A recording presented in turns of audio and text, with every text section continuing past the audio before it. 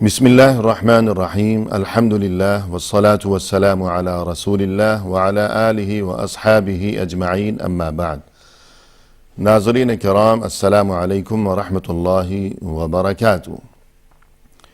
اصحاب رسول اللہ صلی اللہ علیہ وسلم کے عنوان سے اپنے اس پروگرام کے ہمراہ ہم آپ کی خدمت میں حاضر ہیں،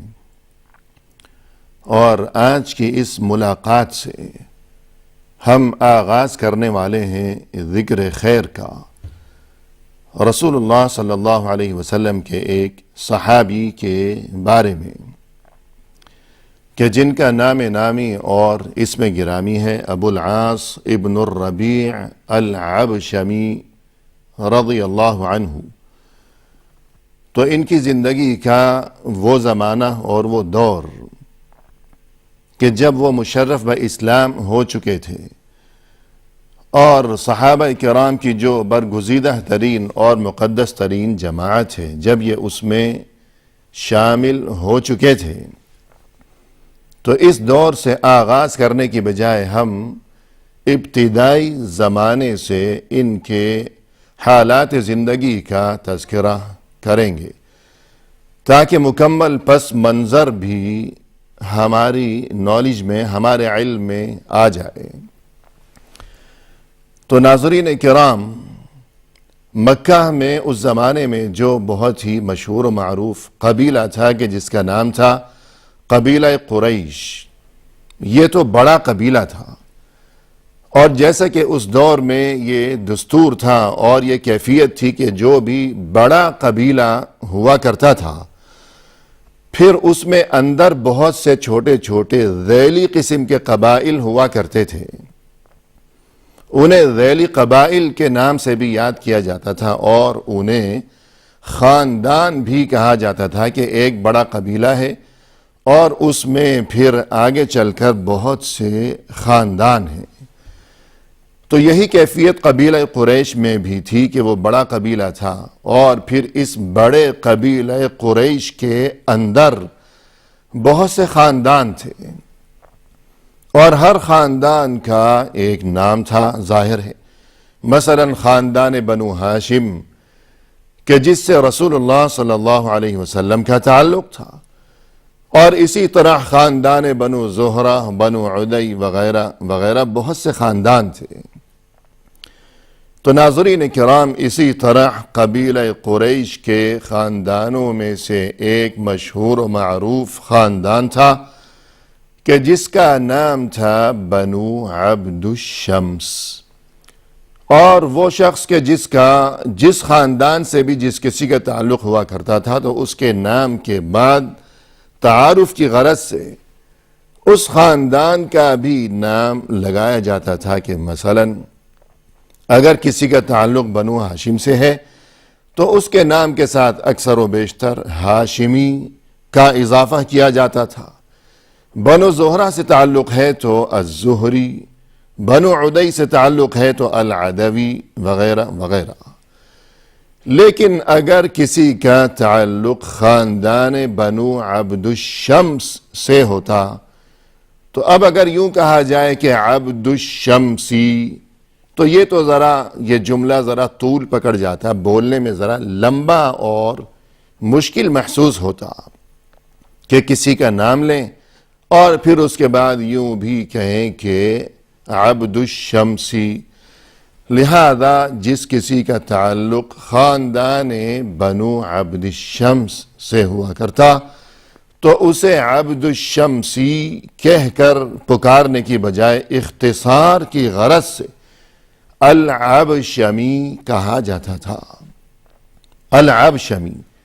یعنی عبد الشمس، عبد الگ ہے، الشمس الگ ہے، اور دونوں کو ملایا تو عبد الشمس، اب اس کو مختصر کر دیا، عبشمی بنا دیا۔ تو یہ شخص کہ جس کے بارے میں ہم تذکرہ کر رہے ہیں ابو العاص ابن الربیع،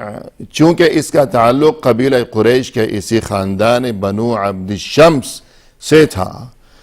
لہذا اسے بھی العبشمی کہا جاتا تھا۔ اور اس زمانے میں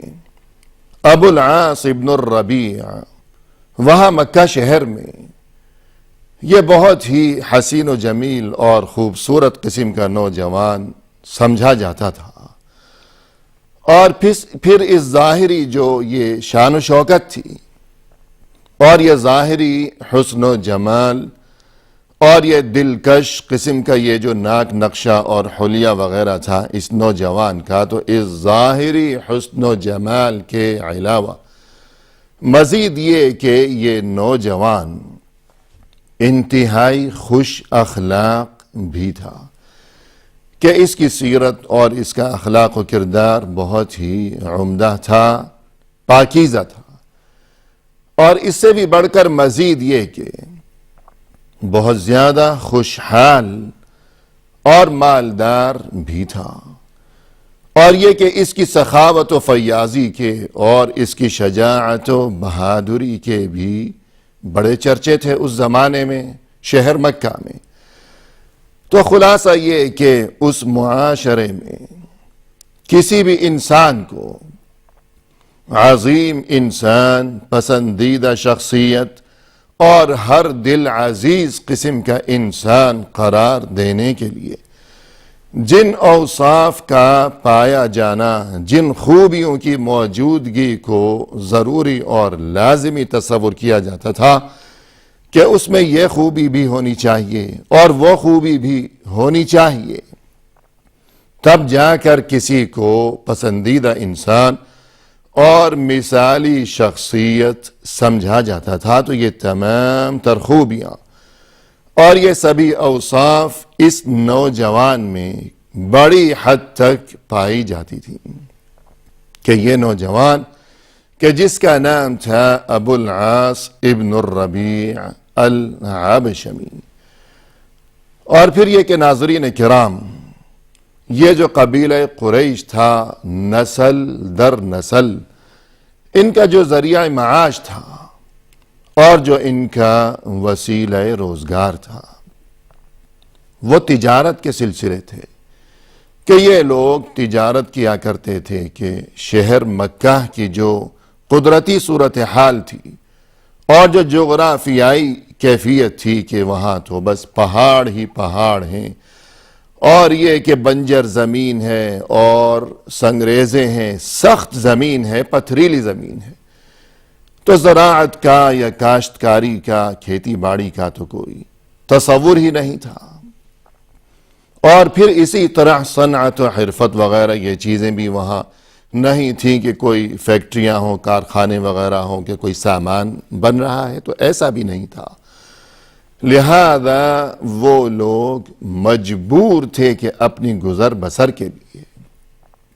اور ضروریات زندگی کا، روزمرہ کی زندگی کا جو ضروری سامان ہوا کرتا ہے، ان کی دستیابی کے لیے سفر کیا جائے ملک شام کی طرف یا بعض اوقات ملک یمن کی طرف، اور وہاں سے وہ لوگ سامان تجارت لایا کرتے تھے اور شہر مکہ میں فروخت کیا کرتے تھے۔ یہی ان کا ذریعہ معاش چلا آ رہا تھا نسل در نسل کے، یہ تجارتی سفر کے سلسلے ہیں۔ سال میں اکثر و بیشتر 2 مرتبہ سفر کیا کرتے تھے، ایک بار موسم سرما میں، سردی کے موسم میں، اور گویا کہ جب یہ ایک سفر کر لیا ہے تو جو سامان آ گیا ہے وہ 6 مہینے کے لیے گویا کہ کافی ہو گیا،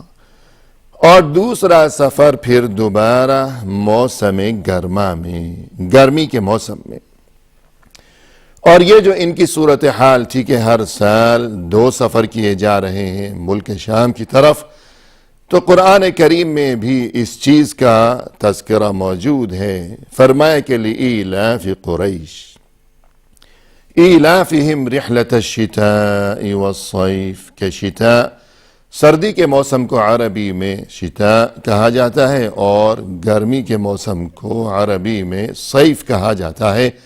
رحلۃ الشتاء والصیف، کہ تم یہ جو سفر کیا کرتے ہو، ایک بار سردی میں اور پھر ایک بار گرمی کے موسم میں، تو اصل میں یہاں یہ جو تذکرہ ہے اور اشارہ ہے ان کے اس سفر کے بارے میں تو مقصود یہ ہے قرآن کریم میں اللہ کی طرف سے کہ چونکہ یہ لوگ، یہ مکہ کے باشندے، یہ بیت اللہ کے پڑوسی ہیں، کہ بیت اللہ مکہ شہر میں واقع ہے،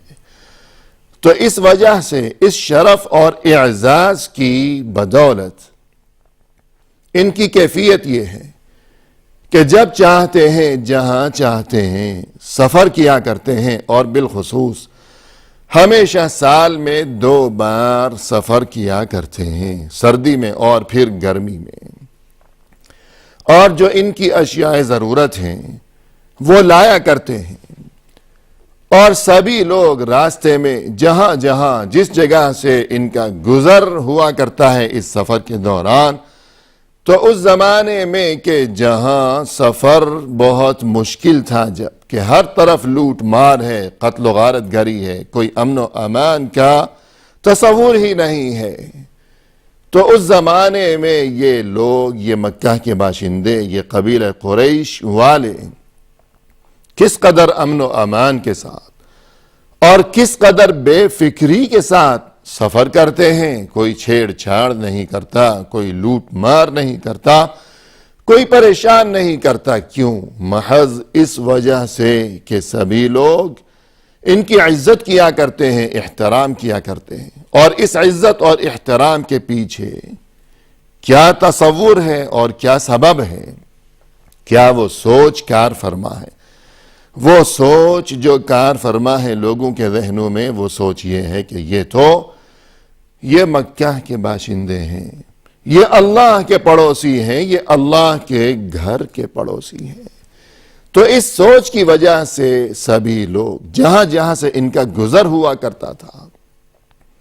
سب ان کی عزت کرتے تھے، اور کوئی انہیں لوٹتا نہیں تھا، مار پیٹ نہیں کرتا تھا۔ تو یہ اللہ کی طرف سے کتنی بڑی نعمت تھی، کتنا بڑا انعام تھا ان لوگوں کے لیے۔ لہذا اس نعمت کا تقاضا تو یہ تھا کہ یہ لوگ اللہ کے ساتھ شرک کرنے سے باز رہیں، اور صرف اسی ایک اللہ وحدہ لا شریک لہ کی عبادت کیا کریں، کہ جس کے گھر کا پڑوسی ہونے کی بدولت ان کے لیے تجارت کا اور زندگی گزارنے کا اور روزی روٹی کا انتظام چل رہا ہے، کہ کوئی انہیں چھیڑتا نہیں ہے۔ تو یہ بات تو ناظرین کرام ضمناً آ گئی کہ یہ لوگ اس زمانے میں سال بھر میں ہمیشہ 2 سفر کیا کرتے تھے، تجارتی سفر، اور کہنے کا مقصد یہ ہوا کہ نسل در نسل تجارت ہی ان سبھی کے لیے، قبیلہ قریش کے لیے وسیلہ روزگار چلا آ رہا تھا۔ چنانچہ یہ نوجوان یعنی ابو العاص ابن الربیع جب یہ بڑا ہوا اور جب اس نے ہوش سنبھالا اور اپنی ارد گرد کی دنیا پر اس نے نگاہ دوڑائی، تو اسے بھی یہی بات سمجھ میں آئی کہ زندہ رہنے کے لیے ہاتھ پاؤں مارنا ضروری ہے،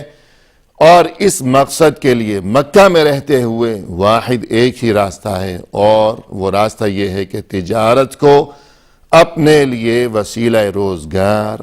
بنا لیا جائے۔ چنانچہ اس نے بھی اپنے آباء و اجداد کے اسی پیشے کو اختیار کیا، اور تجارت کے میدان میں بہت زیادہ محنت کی اور کوشش کی، اور پھر یہ کہ اس میدان میں یعنی تجارت میں خوب مہارت حاصل کی، اور پھر اس کے بعد یہ کہ تجارت میں بہت زیادہ ترقی بھی کی، اور یہاں تک کہ ناظرین کرام قبیلہ قریش کے یعنی مکہ والوں کے یہ جو تجارتی قافلے، ان کی جو آمد و رفت کے یہ سلسلے ہوا کرتے تھے مکہ سے ملک شام کی طرف، اور بعض اوقات ملک یمن کی طرف بھی یہ لوگ سفر کیا کرتے تھے، یا جس طرح بعض مؤرخین کا کہنا ہے کہ سردی کے موسم میں یمن کی طرف سفر کیا کرتے تھے، کہ یمن میں سردی کم پڑتی تھی جبکہ شام میں سردی بہت ہوتی تھی،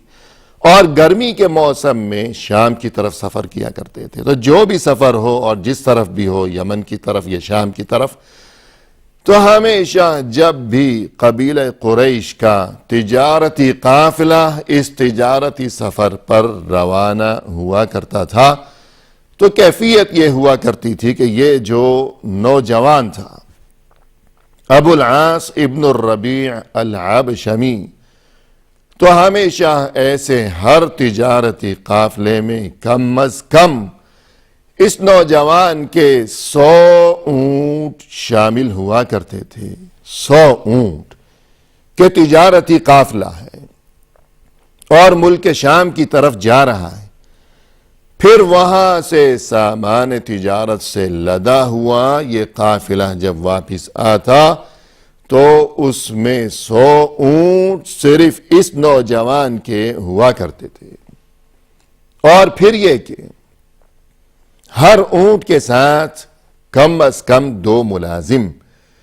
کہ اونٹ کی دیکھ بھال کے وہ معاملات ہیں، پھر یہ جو سامان ہے اس کی نقل و حمل، اسے اتارنا، کبھی چڑھانا وغیرہ وغیرہ۔ فرض کیجئے کہ جیسے آج کل ٹرانسپورٹ ہے یا گڈس ٹرین ہوا کرتی ہے یا ٹریلر ہوا کرتے ہیں، تو ان کے ساتھ کوئی ڈرائیور ہے، کوئی کنڈکٹر ہے، کوئی صفائی والا ہے، کوئی سامان اٹھانے والا ہے، تو اسی طرح اس زمانے میں اونٹوں کے ساتھ بھی ان کے محافظ ہوا کرتے تھے کہ دیکھ بھال بھی کرنی ہے اور سامان کی نقل و حمل وغیرہ۔ تو 100 اونٹ اور پھر یہ کہ 200 ملازمین، یہ 100 اونٹ اور 200 ملازمین، یہ خادم، یہ نوکر چاکر، یہ سب کچھ کس کا تھا؟ ہر قافلے میں ابو العاص ابن الربیع العبشمی کے، ہر قافلے میں 100 اونٹ اور 200 ملازم ہوا کرتے تھے۔ اس قدر خوشحال تھا یہ نوجوان، یہ ابو العاص۔ اور اس کے بعد یہ کہ ناظرین کرام، اس کی ایک اور وجہ سے بھی بڑی شہرت تھی، اور وہ چیز بھی اس کے کاروبار کے لیے، اس کی تجارت کے لیے ترقی کا سبب بنی ہوئی تھی، اور وہ چیز تھی امانت و دیانت۔ یعنی زندگی کے ہر معاملے میں کہ اس کا مزاج ہی یہ تھا کہ انسانوں کے مختلف مزاج ہوا کرتے ہیں، الگ الگ مزاج ہوا کرتے ہیں، کہ فرض کیجئے کہ کوئی شخص ہمیشہ راست بازی سے کام لیتا ہے، سیدھی بات کرتا ہے، سچی بات کرتا ہے، اگرچہ نقصان ہی کیوں نہ ہو جائے، جبکہ کوئی شخص ایسا بھی ہوتا ہے کہ جو بلا وجہ یعنی اچھا خاصا فائدہ ہو رہا ہے اور ٹھیک ٹھاک زندگی بسر ہو رہی ہے، مگر اس کے باوجود جھوٹ بولنے سے باز نہیں آئے گا کہ 2 پیسے کا فائدہ اور کما لوں۔ تو یوں مختلف انسانوں کے مزاج مختلف ہوا کرتے ہیں، کوئی سچ بولتا ہے اور اس پر خوش ہے، اگرچہ نقصان ہی کیوں نہ ہو جائے، جبکہ کوئی اس سچ بولنے والے کو بے وقوف سمجھتا ہے، حماقت کا طعنہ دیا کرتا ہے کہ یہ تو بے وقوف آدمی ہے۔ تو یوں الگ الگ مزاج ہوا کرتے ہیں۔ تو یہ جو ابو العاص تھا،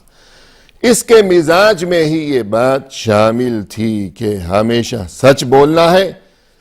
اور ہمیشہ امانت و دیانت سے کام لینا ہے، ایمانداری کا مظاہرہ کرنا ہے ہر معاملے میں، اور بالخصوص تجارت کے معاملے میں۔ تو یہ بھی ایک وجہ تھی کہ جس کی وجہ سے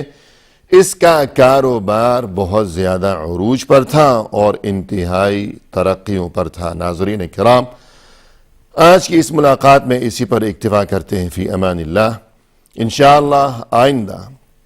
اس سلسلے کو مزید آگے بڑھایا جائے گا، اس وقت تک کے لیے اجازت دیجیے۔